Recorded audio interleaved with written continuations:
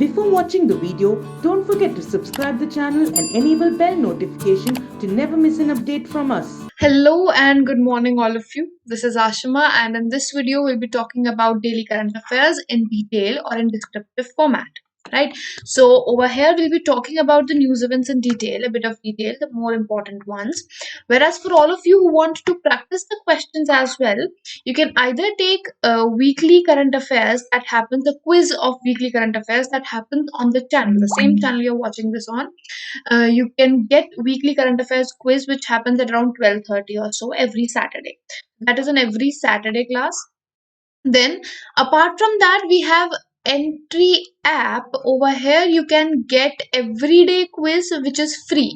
This is also free, so you can download the app from Google Play Store, and over there you can attempt the quiz, and that will help you in preparation and keeping in touch with the current affairs. Right, so we'll be beginning with our segment right now over here.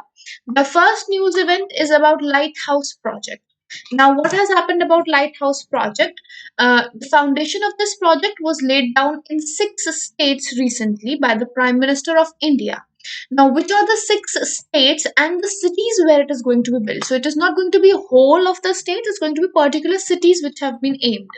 Them being Agartala in Tripura, Ranchi in Jharkhand, Lucknow in Uttar Pradesh, Indore in Madhya Pradesh, Rajkot in Gujarat, and Chennai in Tamil Nadu. These are the 6 cities of 6 states where this is going to be launched on initial basis.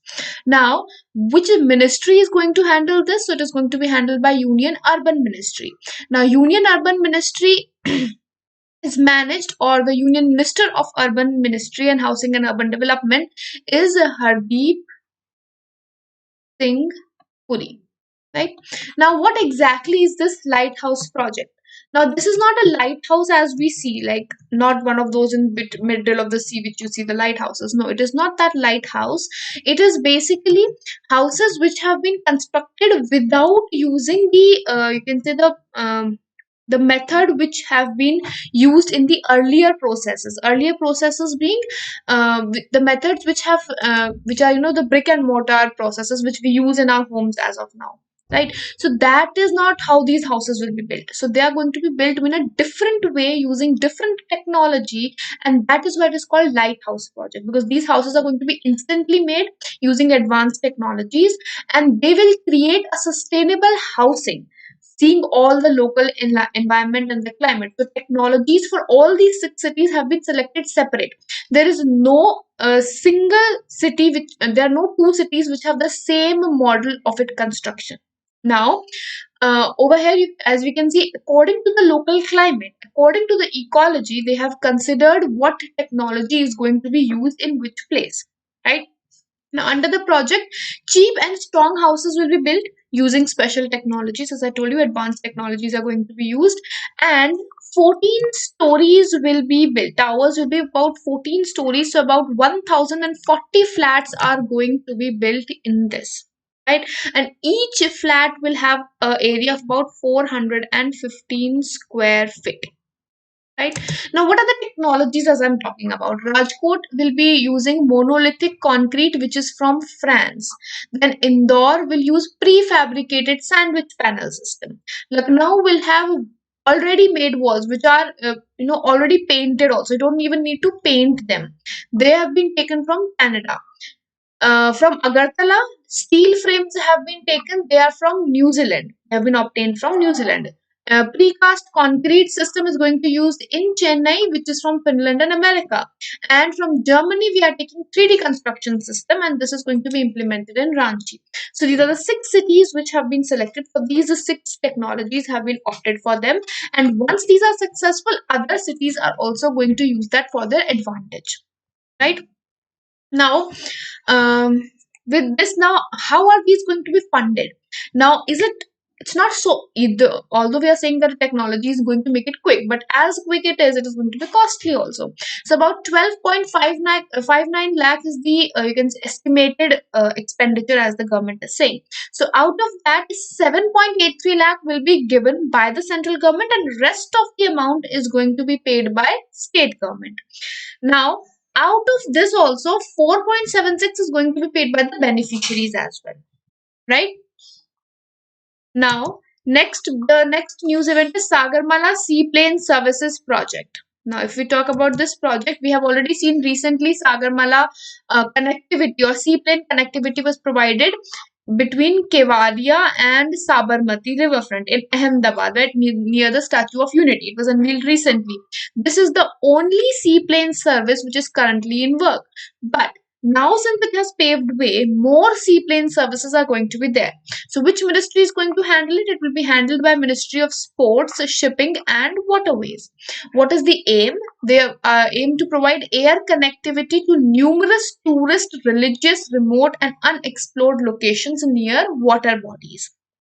Now, which is the parent scheme? That is, under which scheme are they launching this Sabarmala project? That is Udan Ude Desh Ka Aam Nagrik, right? So, under Udan scheme, it has been taken forward, and there's only one seaplane service as of now, which is currently functional.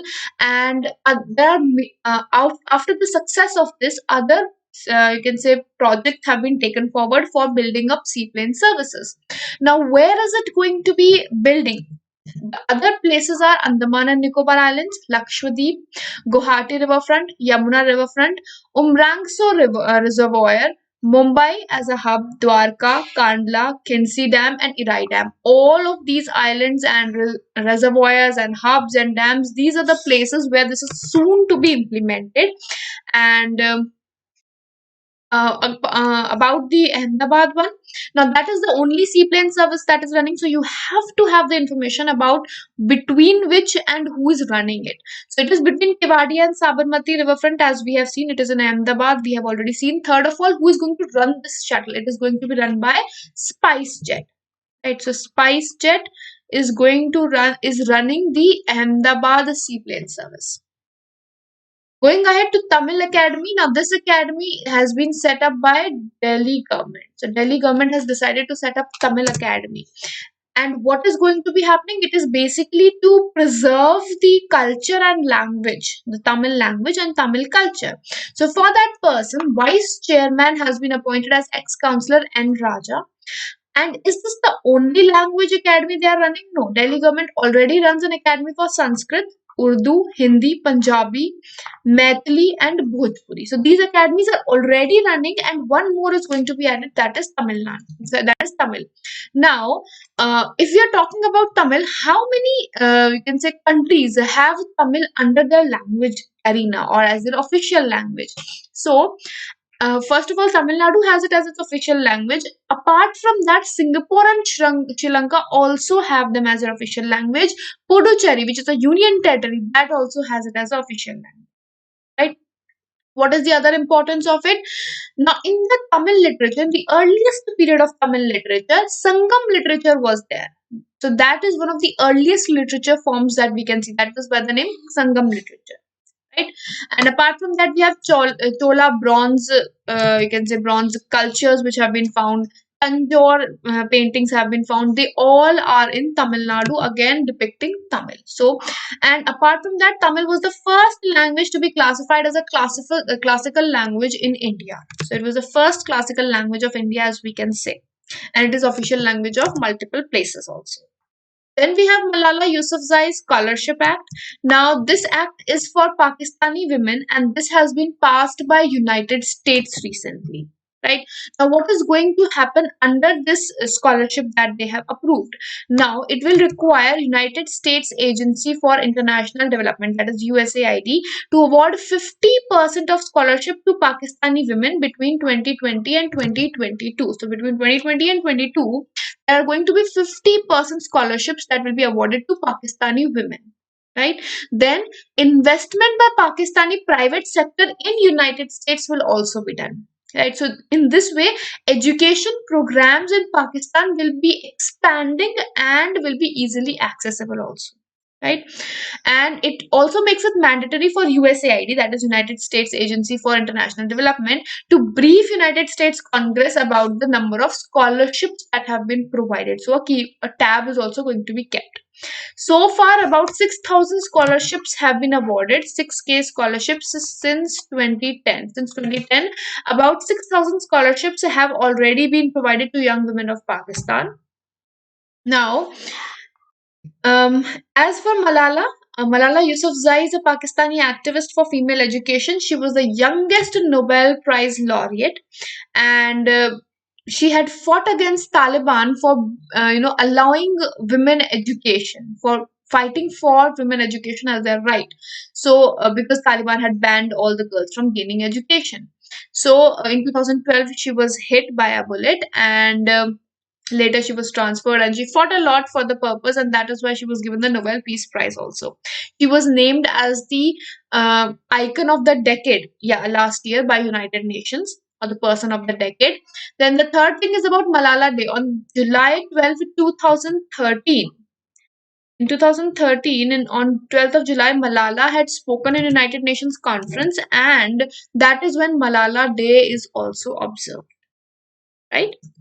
Then IFSCA in IOSCO. Now, first of all, what is IOSCO? What is IFSCA? IOSCO is International Organization for Securities Organization. IFSCA is International Financial Service Center. So recently, both of them have become associates, as we can see over here. So they have recently signed up an association for the part, and that is why they have come to news recently. Right now, once we talk about what is over here and what have they done, as of now, IOSCO already works closely with Financial Stability Board and G20 countries for setting up standards to maintain the securities market. So, according to FSB, that is Financial Stability Board, IOSCO membership is a key standard for a sound financial system, because the reputation of that becomes global then. Right, so the reputation of the member who is a member of IOSCO, their reputation becomes global, and for that part, FSB considers IOSCO membership as a higher point of it, or it's a standard for it. Right now, IOSCO is an association of National Securities Regulatory Commission, and National Securities Regulatory Commissions being just like we have for securities purposes like SEBI and all, which are regulatory bodies. So similarly, association of all the national security regulatory all around the world combined with it. Right. So for UK, we have Financial Service Authority, Exchange Commission and Securities of United States, and various other have joined it. Now, what will happen once they have come together? They will be obeying internationally recognized and consistent standards for regulation. They will protect the investors and maintain a fair market, an efficient market, interchange of information at global and the regional, or you can say the national level, is going to happen. Infrastructure of markets will increase. So overall, this tie-up that they have done, it is going to improvise the standards of it. Right now, they both, IFRS and IOSCO, had signed agreement in 2013 to set up protocols to improve the consistency in implementation of IFRS. Now, what is the new thing? They are going to help. Timely opinions are going to be made. Security regulators which have been affected by IASB standards, they will be addressed in the new amendments that are going to be done. So a lot of amendments and all are being looking forward for securities market right now. Right. Then a few one-liners. Drug Controller General of India has recently approved two vaccines, Covaxin and Covishield. Covishield is by SII, Serum Institute of India, and Covaxin is by Bharat Biotech. Right. So both of these vaccines have been given an approval by DCGI, Drugs Controller General of India, and that is a restricted emergency use, just like emergency approval had been given to Pfizer. And Covishield, which is of AstraZeneca, it is basically of Oxford.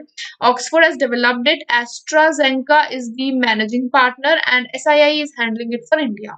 Right. Apart from that, DCGI has approved phase 3 trials of Zycov also. Zycov vaccine is for Zydus Cadila, right? And the trials are going to be held in India for this also. Then Prasar Bharati has gained more than 100% growth. Pakistan has second highest audience of Doordarshan and All India Radio. So Prasar Bharati has increased, and Pakistan has the highest audience for Doordarshan and AIR, or All India Radio. Then India has sent few relief materials to Fiji, which was hit by Yasa. It's a tropical cyclone. So the question can be, which country has been hit by, which place has been hit by cyclone Yasa recently? That is Fiji. Then World Braille Day, that is on January 14, sorry, January 4th. Now on 4th of January we have a World Braille Day.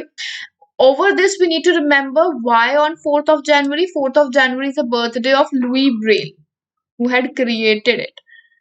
So Louis Braille had created this language, and on his birthday, we celebrate World Braille Day. Right? For the first time, this day was celebrated in 2019, and since then, it is being celebrated every day. Right? All right. With this, we wind up the segment. Thank you so much. It has been a wonderful interaction with all of you. Do subscribe the channel, like the video, and share the video as much as you can. See you on the next section. Until then, goodbye. Take care and have a wonderful day ahead.